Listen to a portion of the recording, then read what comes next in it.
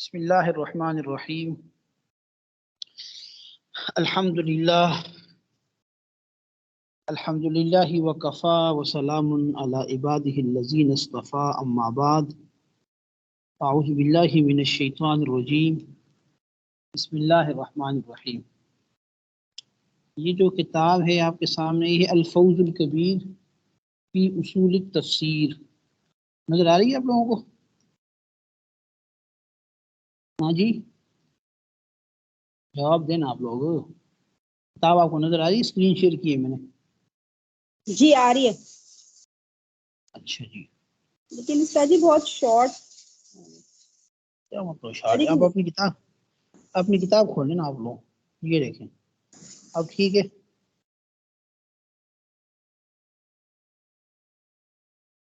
اب صحیح ہے جی۔ آپ لوگوں سے نا میں نے واٹس ایپ میں کتاب شیئر کی تھی، آپ وہاں سے کھول لیں، سب لوگ اپنی اپنی کتاب کھولیں، شاباش۔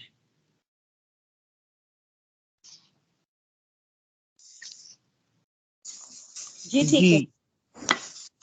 الفوز الکبیر فی اصول التفسیر، یہ جو کتاب ہے نا جی، یہ تفسیر قرآن کریم کی تفسیر کے جو اصول ہیں اس کے بارے میں لکھی گئی ہے، یعنی قرآن کریم کے تفسیر بیان کرنے کے کیا اصول ہیں، تفسیر لکھنے کے کیا اصول ہیں۔ کتاب یہ جو ہے کتبہ بالفارسیہ، یہ کتاب فارسی میں لکھی ہے کنہوں نے؟ شیخ المحدث احمد بن عبد الرحیم المدعو بشاہ ولی اللہ دہلوی۔ شاہ ولی اللہ محدث دہلوی کا نام آپ نے سنا ہوگا، رحمۃ اللہ تعالی علیہ۔ ان کی جو ولادت ہے وہ 1114 ہجری ہے اور 1176 ہجری ان کی وفات ہے، ٹھیک ہے جی۔ تو نام ان کا احمد بن عبد الرحیم ہے، اور لیکن یہ شاہ ولی اللہ سے مشہور ہیں۔ عبد الرحیم ان کے والد کا نام تھا۔ شاہ ولی اللہ رحمۃ اللہ علیہ یعنی وہ بہت بڑے محقق عالم تھے، اور بڑے صغیر میں انہوں نے بہت یعنی دینی کام بہت بڑے پیمانے پہ کیا، اور بلکہ بڑے صغیر کے اندر حدیث کی جتنی بھی اسناد ہیں، جو لوگ حدیث پڑھاتے ہیں ان کی سند انہی سے جا کے ملتی ہے۔ ان کے بعد ان کے شاگرد ہیں شیخ ابو طاہر، یعنی جو عرب ہیں وہاں اس کی طرف منتقل ہو جاتی ہے۔ تو اس لیے بر صغیر میں جتنے بھی لوگ علمی حدیث پڑھتے یا پڑھاتے ہیں، ان میں شاہ ولی اللہ رحمۃ اللہ علیہ کو ایک استاذ کی یا سب کے بڑے کی حیثیت حاصل۔ یہ کتاب اصل میں شاہ ولی اللہ رحمۃ اللہ علیہ نے فارسی زبان میں لکھی تھی، اور لیکن اس کی کو بعد میں بہت سارے لوگوں نے اس کا ترجمہ کر کے اس کو عربی میں کر دیا۔ یہ جو ہم کتاب پڑھ رہے ہیں اس کی جو عربی ہے وہ شیخ احمد البالنپوری رحمۃ اللہ تعالیٰ نے، ٹھیک ہے نا، حافظ اللہ یہاں پہ لکھا ہوا ہے۔ تو سعید احمد بالنپوری تو فوت ہو گئے، سال دو پہلے فوت ہو گئے، ان کا انتقال ہو گیا۔ تو انہوں نے اس کتاب کو فارسی سے عربی میں منتقل کیا، کیونکہ آپ کو پتہ ہے فارسی جو ہے وہ تقریباً متروک ہوتی جا رہی ہے، اس کا بہت زیادہ رواج نہیں ہے۔ عربی کو اللہ نے معجزہ دیا قرآن کریم کی وجہ سے، تھی ہمیشہ زندہ ہی رہے گی۔ تو اس کتاب کو اس کی افادیت کی وجہ سے، فائدہ مند ہونے کی وجہ سے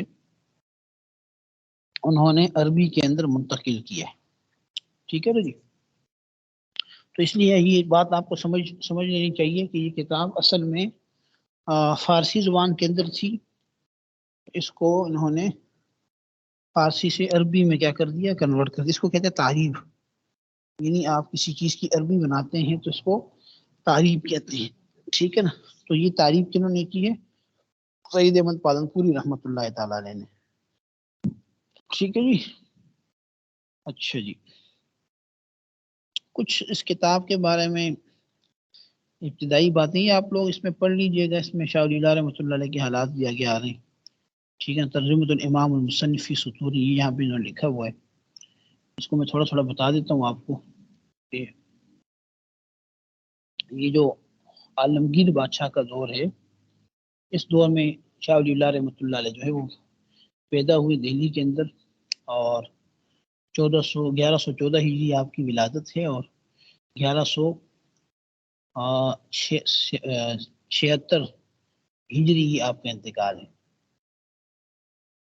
بہت بڑے عالم ہیں، اور اللہ تعالیٰ نے ان کی وجہ سے حدیث کے علم کو بر صغیر کے اندر پھیلایا۔ ان کی وجہ سے، اور پھر ان کے بعد جو ان کی اولاد آئی، انہوں نے حدیث کو جو ہے آگے پھیلایا۔ ان حضراتوں نے، شاہ ولی اللہ رحمۃ اللہ نے بہت ساری کتابیں لکھی ہیں، ان میں ان کا جو ترجمہ مشہور ہے فتح الرحمن کے نام سے۔ یہ ترجمہ شاہ ولی اللہ رحمۃ اللہ نے فارسی زبان میں کیا تھا، اور اس میں انہوں نے ترجمے کے اندر یہ انداز اپنایا تھا کہ جتنے حروف قرآن کریم کے ہیں اس کے ترجمے کے بھی اتنے حروف تھے۔ یہ میں نے فارسی میں کیا تھا، اور یہ ان کا ایک طرح سے بڑا معجزانہ کام تھا کہ جتنے حروف عربی کے تھے اسی اعتبار سے اس کا فارسی میں انہوں نے ترجمہ کیا۔ تو یہ تفسیر انہوں نے لکھی۔ اسی طرح یہ جو کتاب الفوز الکبیر، یہ انہوں نے فارسی میں لکھی ہے۔ موطا امام مالک رحمۃ اللہ علیہ کی شرح، ایک شرح انہوں نے عربی میں لکھی ہے المصوّع کے نام سے، ایک شرح انہوں نے فارسی میں لکھی ہے المصفّہ کے نام سے۔ اسی طرح کتاب الارشاد الی مہمات علم الاسناد، یہ بھی ان کی کتاب ہے۔ ان کی مشہور کتابوں میں سے ایک کتاب ہے حجت اللہ البالغہ، یہ جو مقاصد شریعہ ہے اس کے اوپر لکھی گئی کتاب ہے، یعنی شرعی احکامات کی علتیں، اس کے رموز، اس کے راز، اس نوعیت کی کتاب ہے۔ یہ کتاب اخد الجید فی احکام الاجتہاد والتقریر، اخد الجید یہ اجتہاد اور تقریر کے جو مسائل اور احکام اس کے اوپر لکھی گئی ہے۔ اسی طرح الانصاف فی بیان سبب الاختلاف، یہ بھی ان کی کتاب ہے جس میں فقہی اور علمی مسائل میں اختلاف کی وجوہات پہ انہوں نے بحث کی۔ ایک کتاب ہے ازالۃ الخفاء عن خلافت الخلفاء، یہ بڑی اہم کتاب ہے، یہ خلافت کے بارے میں انہوں نے لکھی ہے۔ یہ بڑی نایاب کتاب ہے، بڑی عمدہ کتاب ہے اپنے موضوع کے اندر۔ شاہ ولی اللہ رحمۃ اللہ تعالیٰ علیہ نے تقریباً کچھ 50 تک کتابیں لکھی ہیں، اور مسلکاً یہ حنفی تھے، البتہ درس و تدریس کے اندر کبھی یہ دوسرے مذاہب سے بھی مباحث جو ہے وہ نقل کرتے تھے۔ ٹھیک ہے جی، اچھا جی،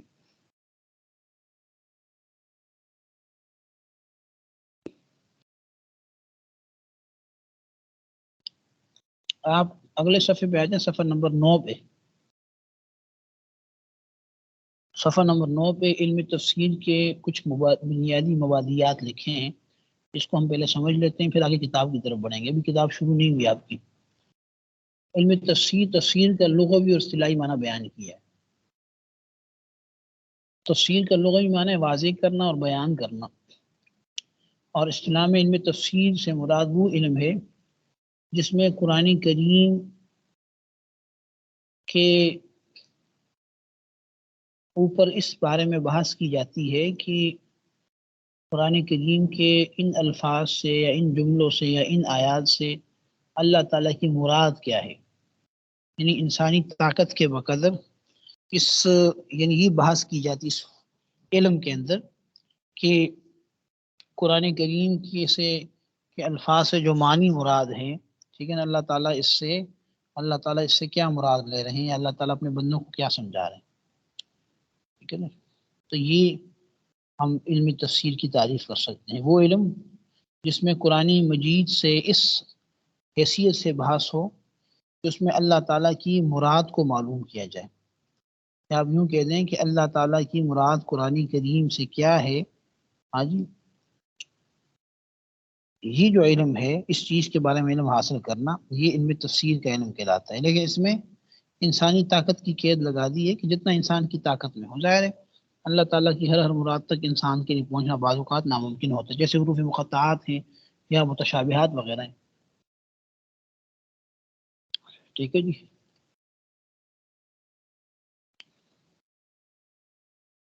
تو اس میں صرف معنی اور مراد کو دیکھا جائے گا، ورنہ قرآن کریم کے بارے میں اور بھی بہت سارے مباحث ہیں۔ مثلا اگر ہم بات کریں قرآن کریم کے الفاظ کی ضبط کیا ہے، اس کو کیسے ادا کریں گے، کیسے پڑھیں گے، اس کا تعلق علم قرات اور تجوید کے ساتھ، ٹھیک ہے جی، وہ مراد نہیں ہوں گے، تفسیر اور چیز ہوگی۔ اور یہ جو کہا کہ انسانی طاقت کے بقدر ہوگا، تو اس سے جو متشابہات ہیں وہ نکل گئے، یا حروف مقطعات ہیں وہ نکل گئے، کیونکہ اس کو زیر بحث نہیں بنایا جائے گا۔ تو علم تفسیر کی تعریف کیا ہوئی کہ وہ علم جس میں قرآن کریم کے دلالت کے اوپر بحث کی جاتی ہے، اور یہ معلوم کیا جاتا ہے کہ ان الفاظ سے یا ان آیات سے اللہ تعالیٰ کی مراد کیا ہے، اور یہ بحث یا یہ جو کوشش ہوتی ہے کہ انسانی طاقت کے بقدر ہوتی ہے، تو یہ کیا کہلائے گا؟ علم تفسیر کہلائے گا۔ اس کا موضوع اللہ تعالیٰ کا کلام ہے، لیکن کلام اس حیثیت سے کہ اس سے مراد کیا ہے، یعنی ہم جب وہ تفسیر پڑھیں گے، تفسیر میں ہم اس چیز پہ فوکس کریں گے کہ اللہ تعالیٰ کا کلام اور اس کی اللہ تعالیٰ کی مراد کے اوپر اس کی دلالت کیا ہے، یعنی قرآن کریم کی اگر یہ آیت ہے تو اس سے اللہ تعالیٰ کی مراد کیا ہے، یہ ہمارا موضوع ہوگا، ٹھیک ہے۔ اور غرض جو ہے قرآن کریم کے پڑھنے سے یا تفسیر کے پڑھنے سے وہ یہ ہے کہ انسان اللہ تعالیٰ کی دی ہوئی ہدایت حاصل کر لے، اس کو مضبوطی سے پکڑ لے، اور دنیا اور دین دونوں کی سعادتوں کو حاصل کر لے، ٹھیک ہے جی۔ تو تعریف کیا ہوئی؟ لغوی اور اصطلاحی معنی کیا ہوا؟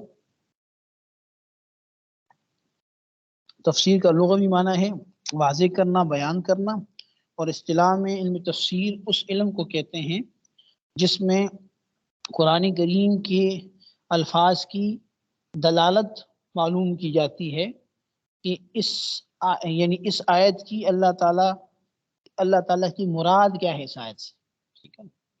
وہ علم جس میں اللہ تعالیٰ کی مراد کو معلوم کیا جاتا ہے قرآن کریم کے الفاظ اور قرآن کریم کے آیات کے اوپر ان کی دلالت کو دیکھتے ہوئے، یعنی قرآن کریم کے اس آیت کا کیا معنی ہے، اس سے اللہ تعالیٰ کی مراد کیا ہے، یہ ہمارا کیا ہوگا، یعنی یہ علم تفسیر کی جو ہے وہ تعریف کہلائے گی۔ اور علم تفسیر کا موضوع کیا ہے؟ اللہ تعالیٰ کا کلام اس حیثیت سے کہ وہ اللہ تعالیٰ کی مراد پر دلالت کرے۔ اور تیسری بات، موضوع ہم نے پڑھ لیا، غرض کیا ہے کہ اللہ تعالیٰ کی دی ہوئی ہدایت کو حاصل کرنا، اس کو مضبوطی سے تھامنا، اور ہمیشہ کی سعادت تک رسائی حاصل کرنا۔ جہاں تک فضیلت کی اگر ہم بات کریں تو علم تفسیر کے بہت سارے فضائل ہیں۔ سب سے بڑی فضیلت تو یہی کافی ہے کہ اللہ تعالیٰ نے خود تفسیر کی ذمہ داری قبول فرمائی ہے، یا اللہ تعالیٰ نے خود تفسیر کے کرنے کو اپنی طرف منسوخ کیا ہے۔ مثلا قرآن کریم میں سورہ قیامہ میں فرمایا ثم ان علینا بیانہ، کہ پھر ہمارے اوپر اس کا بیان ہے۔ کیا مطلب؟ یعنی ہم اس کی تفسیر بیان کریں گے۔ تو سب سے پہلے مفسر تو خود اللہ تعالیٰ ہیں، تو جو کام اللہ تعالیٰ کریں اس سے بڑی فضیلت والا کام اور کیا ہوگا، ہے نا۔ اور اسی طرح جناب نبی کریم صلی اللہ تعالیٰ علیہ وسلم کی ذمہ داری بھی لگائی گئی اللہ تعالیٰ کی جانب سے کہ وہ قرآن کریم کی تفسیر فرمائیں۔ مثلا کیا فرمایا سورہ نحل کی آیت نمبر 44 میں کہ وَأَنزَلْنَا إِلَيْكَ الذِّكْرَ لِتُبَيِّنَ لِلنَّاسِ مَا نُزِّلَ إِلَيْهِمْ، اور ہم نے آپ کی طرف ذکر کو نازل کیا، یعنی قرآن کو نازل کیا تاکہ آپ لوگوں کے سامنے بیان کر دے جو ان کی طرف نازل کیا گیا، اور تاکہ وہ غور و فکر کریں، ٹھیک ہے۔ تو چنانچہ نبی علیہ الصلوۃ والسلام نے یہ کام کیا، آپ نے زبان سے بھی تفسیر بیان کی، اپنے عمل سے بھی تفسیر بیان کی۔ تو قرآن کریم کی تفسیر کا جو دوسرا مفسر ہے، پہلی مفسر تو اللہ تعالیٰ خود ہو گئے کہ اللہ تعالیٰ خود مراد بیان کرتے تھے، اور دوسرے تفسیر کرنے والے جنابی نبی کریم صلی اللہ تعالیٰ وسلم کی ذات ہو گئی۔ تو ظاہر ہے جس کام کو سب سے پہلے اللہ نے کیا، اللہ کے رسول نے کیا، وہ کتنی عظمت والا کام ہوگا۔ پھر حضرت عبداللہ ابن عباس رضی اللہ تعالیٰ عنہ کو ایک موقع پہ نبی علیہ الصلوۃ والسلام نے دعا دی۔ دیکھو نا، نبی جب دعا دے رہا ہے، خیر کی دعا دے رہے ہیں ان کو، آپ نکلے، انہوں نے پانی رکھا ہوا تھا، آپ نے وضو فرمایا، پھر آپ نے ان کو دعا دی۔ کیا دعا دی؟ اللہم علمہ الکتاب، اے اللہ اس کو کتاب کا علم دے دے۔ اور ایک دوسری روایت میں اللہم علمہ التاویل، کہ اللہ اس کو تفسیر کا علم عطا فرما، ٹھیک ہے نا۔ چنانچہ حضرت عبداللہ ابن عباس رضی اللہ تعالیٰ عنہ کے حق میں یہ دعا اللہ تعالیٰ نے قبول فرمائی، اور ان کو اللہ تعالیٰ نے جو مقام اور مرتبہ دیا علم تفسیر کے اندر کہ بڑے بڑے علماء ان کی تفسیر کے فہم کو مانتے تھے اور ان کی تفسیر پہ اعتماد کرتے تھے۔ چنانچہ صحابی حضرت عبداللہ ابن مسعود رضی اللہ تعالیٰ عنہ نے خود حضرت عبداللہ ابن عباس رضی کے بارے میں کیا فرمایا کہ ابن عباس جو ہیں وہ نعمت ترجمان القرآن، ان قرآن کریم کے بہترین ترجمان ہیں، بہترین تفسیر کرنے والے ہیں۔ ٹھیک ہے نا جی؟ تو ظاہر اس سے بڑی فخر کی بات کیا ہوگی کہ جو بڑا صحابی ہے آپ کے حق میں یہ گواہی دے۔ اور حدیث میں بھی فضیلت آئی ہے کہ خیرکم من تعلم القرآن وعلمہ، کہ بہترین شخص وہ ہے جو قرآن سیکھے اور سکھائے۔ تو اب قرآن سیکھنا سکھانا عام ہے، قرآن کے یعنی قرات سکھانا، قرآن کے الفاظ سکھانا، قرآن کے معنی سکھانا، قرآن کی تفسیر سکھانا، یہ ساری چیزیں اس کے اندر داخل ہیں۔ ٹھیک ہے جی؟ تو بہرحال قرآن کریم کی تفسیر کے فضائل بہت زیادہ ہیں، کچھ تفاصیل یہاں پہ انہوں نے بیان کیے تھے، میں نے اس کو آپ کے سامنے رکھ دیے ہیں۔ ایک لفظ استعمال ہوتا ہے تفسیر کا اور ایک استعمال ہوتا ہے تعویل کا، ٹھیک ہے نا؟ تفسیر اور تعویل یہ دونوں الفاظ قرآن کریم کے جب آپ تفسیر پڑھیں گے یا قرآن کریم کے معنی بیان کریں گے، تشریح کریں گے، تو وہاں پہ آپ کو یہ دونوں الفاظ نظر آئیں گے۔ تو تفسیر اور تعویل متقدمین جو حضرات ہیں، متقدمین کا معنی کہ شروع کے جو مفسرین حضرات ہیں ان کے ہاں تو یہ ایک ہی معنی میں استعمال ہوتے ہیں، یعنی آپ یوں کہہ دیں کہ تفسیر اور تعویل ان کے ہاں ایک ہی چیز ہے۔ جو متاخرین علماء ہیں، متاخرین علماء نے اس کے اندر اختلاف کیا ہے، انہوں نے تفسیر اور تعویل دونوں کی الگ الگ تشریح کی ہے۔ شیخ ابو المنصور ماتوریدی رحمۃ اللہ تعالی علیہ جو ہیں، یہ ابو منصور ماتوریدی رحمۃ اللہ تعالی علیہ عقائد میں اہل سنت کے امام ہیں، ٹھیک ہے نا؟ تو وہ کیا کہتے ہیں، تفسیر کا معنی یہ ہوتا ہے کہ جس میں یقینی طور پر یہ بات بتائی جائے کہ اس لفظ کا معنی یہ ہے، یعنی آپ یوں کہہ رہے ہیں کہ تفسیر وہ تشریح ہے جو یقینی ہو، ٹھیک ہے نا؟ اور اس بات کی شہادت ہو کہ اللہ کے اوپر ایک گواہی دینا کہ اللہ نے اس لفظ سے یہی معنی مراد لی ہے۔ پھر اگر اس کے اوپر کوئی دلیل آ جائے تو یقینی بات ہو جائے تو وہ صحیح ہوتی ہے، اور کوئی دلیل نہ ہے تو اس کو پھر محض تفسیر کہیں گے، اور رائے کے ساتھ تفسیر کرنا بہرحال اس کو منع قرار دیا گیا ہے۔ تو تفسیر کا معنی کیا ہے کہ کسی لفظ کا قطعی معنی بیان کر دینا کہ بھئی اس لفظ کا یہ معنی ہے بس، ٹھیک ہے، ایک جہت کے اوپر۔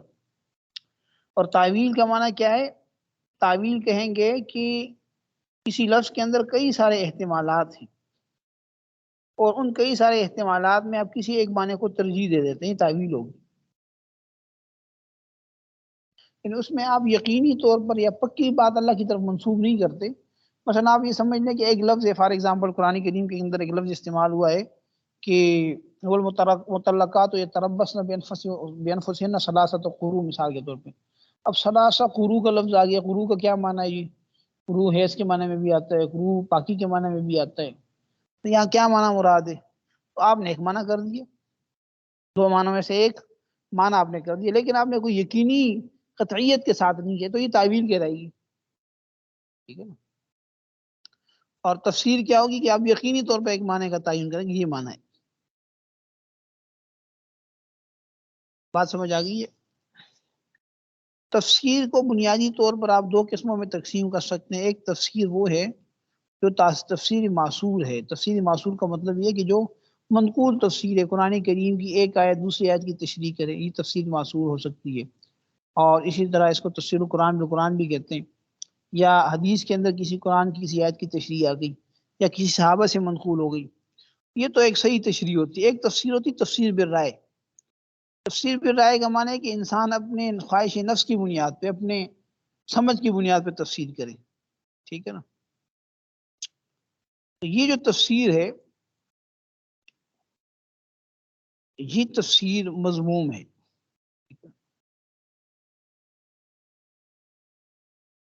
حدیث میں آتا ہے نا کہ جس شخص نے قرآن کے بارے میں کوئی بات کی اپنی رائے سے، اس نے صحیح بات کی تو اس نے غلطی کی، یعنی صحیح بات بھی اپنی رائے سے کرنا غلط ہے۔ تفسیر بالرائے کی ایک صورت تو یہ ہوگی کہ آپ کے سامنے قرآن و حدیث کے نصوص ہیں، آپ کے سامنے ایک پورا علم ہے، اس آیت کا آپ نے مطالعہ کیا، سارا پڑھے، اس کے بعد آپ کسی ایک رائے کا تعین کرتے ہو، یہ تفسیر بالرائے تو ہے، لیکن یہ مذموم نہیں ہے، یہ ممدوح ہے۔ اور ایک یہ ہے کہ آپ بغیر مطالعے کے، بغیر کسی غور و فکر کے ڈائریکٹ رائے قائم کرتے ہیں، یہ ہوگی تفسیر بالرائے، یہ درست نہیں ہے، ٹھیک ہے۔ تو بہرحال تفسیر بالرائے کے اندر جو ہے ممانعت ہے، خاص طور پر جب وہ کسی اجماعی حکم کے، اجماعی مسئلے کے خلاف، ٹھیک ہے نا۔ البتہ اگر آپ دلیل کے ساتھ، قرینے کے ساتھ تفسیر بالرائے کرتے ہیں تو منع نہیں ہے، ٹھیک ہے۔ یہ یہاں سے صفحہ نمبر 11 سے کتاب شروع ہو رہی ہے، کیا بات ہو رہی ہے؟ کلاس بند تو نہیں ہو گئی؟ جی بتائیں جی، کیا بات ہے؟ اس طرح جب قرآن کو حالات حاضرہ پر اپلائی کریں، ہاں نہیں، حالات حاضرہ پر اپلائی کرنا تفسیر بالرائے نہیں ہوتی، ٹھیک ہے نا۔ اپلائی کرنے میں تو یہ ہوتا ہے نا، اس میں تو تھوڑی سی مناسبت کے ساتھ آپ اپلائی کرتے ہیں۔ مثلا آپ نے کسی قوم کے حالات پڑھے اور آپ نے دیکھا کہ مثلا شعیب علیہ السلام کی قوم ہے، اس پہ عذاب آ گیا، کیونکہ ان کی بڑی خرابیوں میں سے ایک خرابی کیا تھی؟ ناپ توڑ کے اندر کمی تھی۔ تو اب آپ کیا کرتے ہیں؟ اسی بات کو یعنی یوں اپلائی کرتے ہیں کہ بھئی دیکھیں، جو ناپ تول کے اندر کمی کرنا ہے، یہ بہت بڑا گناہ ہے، اور اس پہ اللہ تعالیٰ کا غضب نازل ہوا۔ اور ہمارے ہاں معاشرے کے اندر بھی ہم یہ چیز مختلف انداز سے دیکھتے ہیں۔ ناپ تول کے اندر ایک کمی تو یہ ہے کہ آپ عملاً کمی کرتے ہیں۔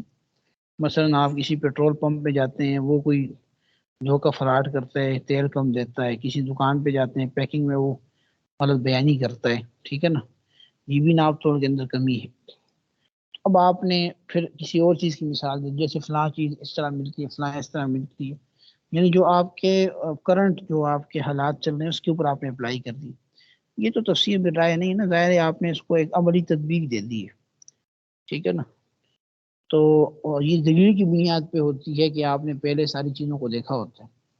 اگر آپ بغیر دلیل کے، بغیر مناسبت کے، بغیر کسی جوڑ کے، محض اپنی رائے کی بنیاد پہ کوئی اس طرح کی بات کریں گے اور یہ کہیں گے کہ قرآن کریم کی شاید میں یہ لوگ مراد ہیں، تو وہ غلط ہوگا، ٹھیک ہے نا۔ تو بہرحال یہ اب میرے سامنے جو صفحہ کھلا ہے، صفحہ نمبر 11، اس میں مقدمۃ الکتاب، کتاب کا مقدمہ ہے، اس کو ذرا دیکھ لیتے ہیں، اس کا ترجمہ بھی کر لیتے ہیں، یہاں پہ بات ہو رہی ہے اس کو بھی دیکھ لیتے ہیں۔ یہاں پہ شاہ ولی اللہ رحمۃ اللہ علیہ فرماتے ہیں کہ اللہ تعالیٰ کی نعمتیں اس ضعیف بندے پہ بہت زیادہ ہیں، جس کو نہ تو شمار کیا جا سکتا ہے اور نہ اس کو یعنی کو محدود کیا جا سکتا ہے۔ اور ان نعمتوں میں سے سب سے بڑی نعمت جو ہے وہ اللہ تعالیٰ نے قرآن کریم کی فہم کی دی ہے، ٹھیک ہے نا۔ تو اسی طرح پھر آگے فرمایا کہ جو جناب نبی کریم صلی اللہ تعالی وسلم ہیں، ان کی بھی اس امت کے اوپر بہت زیادہ یعنی اس بندے کے اوپر اپنی طرف اشارہ کر رہے ہیں، ان کی نعمتیں بھی بہت زیادہ ہیں، ٹھیک ہے نا جی۔ اور ان بڑی نعمتوں میں سے سب سے بڑی نعمت کیا ہے کہ انہوں نے قرآن کریم کی تبلیغ کی اور ہم تک قرآن کریم کو پہنچایا، ٹھیک ہے نا۔ جناب نبی کریم صلی اللہ تعالی وسلم نے پہلے جو آپ علیہ السلام کے دور کے لوگ تھے ان کو قرآن کریم سکھایا، انہوں نے پھر اگلوں کو سکھایا، انہوں نے پھر بعد والوں کو سکھایا، انہوں نے بات، تو اس طریقے سے ہی سلسلہ چلتا رہا یہاں تک کہ ہم تک پہنچا۔ اپنے بارے میں فرما رہے ہیں، تو فرمایا کہ اس انداز سے ہمارے پاس یعنی روایتاً بھی اور درایتاً بھی ایک بڑا علم پہنچا، ٹھیک ہے نا۔ آگے میں جناب نبی کریم صلی اللہ علیہ وسلم پر درود و سلام کہا ہے۔ پھر انہوں نے یہ بات کی ہے کہ جب اللہ تعالیٰ نے مجھے قرآن مجید کا اتنی فہم دی، اتنا علم دیا، تو میرے ذہن میں یہ خیال پیدا ہوا کہ میں کچھ نکات کو، کچھ اصولوں کو، کچھ باتوں کو ایک مختصر سے رسالے میں جمع کر لوں، اور اس امید پر کہ اللہ رب العزت جو ہے اس کی بنیاد پہ جو علم سیکھنے والے ہیں یا قرآن کریم کے معنی کو سمجھنے کی کوشش کرنے والے ہیں، ان کے لیے کچھ قواعد اور ضوابط بن جائیں جس سے ان کے لیے قرآن کریم کا سمجھنا آسان ہو، ٹھیک ہے نا۔ کیونکہ بعض اوقات جب انسان کے پاس قواعد نہیں ہوتے، وہ پڑھتا رہتا ہے بہت سارے سالوں کے بعد کسی نتیجے پر پہنچتا ہے، تو مجھے چونکہ اللہ نے فہم اور علم دیا ہے، تو میں وہ اصول ان کو پہلے بیان کر دیتا ہوں تاکہ ان کو یہ محنت نہ کرنا پڑے۔ تو بہرحال حضرت نے پھر یہ بات کی ہے کہ میں نے اللہ تعالیٰ کی اس نعمت کے تقاضے کے طور پر کہ اللہ نے مجھے یہ نعمت دی تھی، تو میں نے کچھ اصول جو ہے تفسیر کے وہ لکھے، اس کا نام میں نے الفوز الکبیر فی اصول التفسیر رکھا، ٹھیک ہے۔ پھر اس رسالے کا انہوں نے حضرت نے خلاصہ بیان کیا ہے کہ یہ جو رسالہ ہے اس میں 5 ابواب ہیں، اس کو ذرا اچھی طرح سمجھ لیں۔ پہلا باب جو ہے اس میں 5 علوم کو بیان کیے ہیں، 5 علوم کا بیان ہے۔ 5 علوم کے بیان کس طرح ہے کہ جس پہ قرآن کریم صراحتاً دلالت کرتے ہیں، قرآن کریم میں جو 5 مضامین بنیادی طور پر بیان کیے گئے ہیں، تو ان پہلے باب میں ان 5 مضامین کو میں نے بیان کیا ہے، ٹھیک ہے نا۔ مثلا 5 علوم کیا ہیں یہ آپ کو اگلے باب میں پہلے باب میں مل جائے گا کہ 5 علوم سے مراد علم احکام ہے، علم الجدل ہے، علم التذکیر ہے بآلاء اللہ، تذکیر بایام اللہ، اور تذکیر بالموت و بعدہ۔ یعنی گویا کہ حضرت یہ فرما رہے ہیں کہ قرآن کریم میں جن 5 علوم کا تذکرہ ہے، وہ 5 علوم کیا ہیں؟ اس میں سے ایک تو علم الاحکام ہے، یعنی وہ علم جس میں حلال حرام، ٹھیک ہے نا، مکروہ تحریمی تنزیہی، اس طریقے سے جو دیگر معاملات ہیں اس کا تذکرہ، چاہے اس کا تعلق عبادات سے ہے، معاملات سے ہے، یا سیاست مدنیہ سے ہے، یا معاشرت وغیرہ سے ہے۔ اور دوسرا علم علم الجدل ہے۔ علم الجدل کا معنی یہ ہوتا ہے کہ آپ جو گمراہ فرقے ہیں یہود و نصارہ کے، مشرکین و منافقین کے، ان سے جب آپ بات کریں گے، تبلیغ کی بات کریں گے، دین کی بات کریں گے، تو ان سے جدل کس طرح ہونا چاہیے، کیا دلائل ہونے چاہیے۔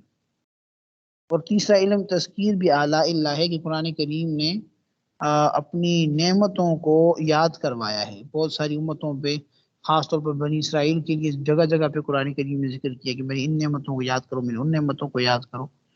تو یہ تیسرا بڑا علم ہے جہاں پہ اللہ تعالیٰ انسان پر اپنی نعمتوں کو جتلاتے ہیں، اپنی نعمتوں کو یاد کرواتے ہیں۔ ظاہر ہے اس کا مقصد یہ کہ انسان ان چیزوں کا احساس کرے اور اللہ تعالیٰ کی طرف رجوع کر لے۔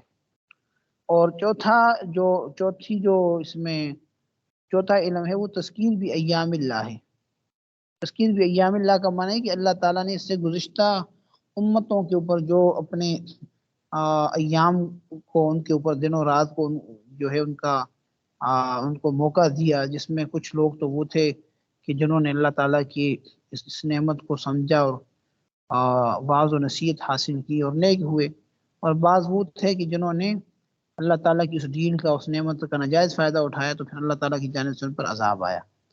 تو یہ ہے تذکیر بھی ایام اللہ کہ اللہ تعالیٰ اپنے ان ایام کو یاد کرواتے ہیں کہ جس میں نیک لوگوں کو اللہ تعالیٰ نے فضیلت اور مرتبہ دیا، اور جو گناہگار تھے، نافرمان تھے، ان کو معذب عذاب دیا۔